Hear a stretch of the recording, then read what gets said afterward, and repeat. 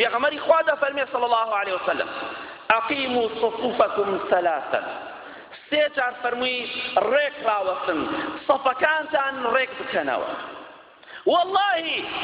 لتقيمن صفوفكم أو ليخالفن الله بين قلوبكم پێغەمبەری خوا فەرمی صلی الله عليه وسلم سوێن بەخوا لە فەرمودەی پێشوا فەرمی سوێن بەخوا ئەگەر دوو موسڵمان بینیان تێک بچێ ئەوە بەهۆی تاوانێکەوەیە لێرەشا دەفەرمێ سوێن بەخوای گەورە یا ئەبێ سەفەکانتان ڕێک بکەنەوە بۆشایی نێوان خۆتان پڕ بکەنەوە یا خوای پەروەردگار دوژمنایەتی و ڕق و کینە و حەسادە دەخاتە نێوانتانەوە دژایەتیکردنی سونەت بێباوەڕیە ئەگەر کەسێک بە بەڵگەوە بە عیلمەوە دژایەتی سونەت بکات زۆر خەتەرە بەڵام ئەگەر کەسێک سونەت فەرامۆش بکات ئیهمالی سونەت بکات گوێی پێ نەدا بڵێ خۆی چێکا خۆ فەرز نییە ئەوە پێغەمبەری خوا دەفەرمێ صلی الله عليه وسلم یا ئەبێ سەفەکانتان ڕێک خەن بە جوانی ڕێکی خەنەوە یا خوای گەورە ڕق و کینە دەخاتە نێوان دڵەکانتانەوە کەواتە من و تۆ کە لە سەفەکانە دەوەستین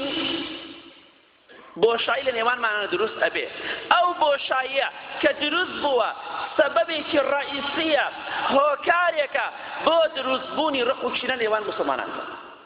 والله ئەگەر وەکو سەحابەکانی پێغەمبەری خوا صلی الله عليه وسلم پێیەکانمان بە جوانی جووت بکەین شانمان بە یەکەوە بنووسێنین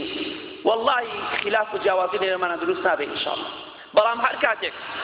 سونەتەکانمان فەرامۆش کرد هەر کەسەمان بە ئارەزوی خۆی جێگای بۆ خۆی فەریح کردەوە وەستا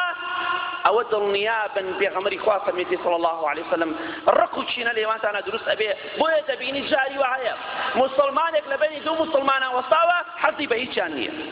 ئەوش حەزی بەو نییە ئەوش حەزی بەو نییە ئەوە سەرنجامی دژایەتیکردنی سونەتی پێغەمبەری خوایە صلی الله عليه وسلم ئەوە سەرنجامی فەرامۆشکردن و ئیهمالکردنی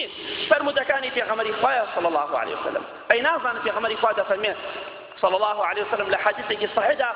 كلا صحيح سنن ابن ماجه في غمر قادة فرمي صلى الله عليه وسلم من سد فرجة رفعه الله بها درجة وبنى له بيتا في الجنة هر کەسێک لەگەڵ مسلمانێکی تەنیشتی خۆیە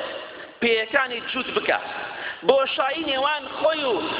براکەی پڕ بکاتەوە بەس نەک ڕکاتی یەکەم هەر هەموو ڕکاتەکان ئەوە خوای پەروەردگار یەک پلەپایە و دەرەجە بەرزی ئەکاتەوە لای خۆی ولا بەهەشتیشە یەک قەسرێکی بۆ دروست ئەکا بەس لەبەر خاتری ئەوەی سونەتی پێغەمبەری خوای صلی الله عليه وسلم تەطبیق کردووە لەگەڵ براکەی تەنیشتی خۆیان پێیەکانی جووت کردووە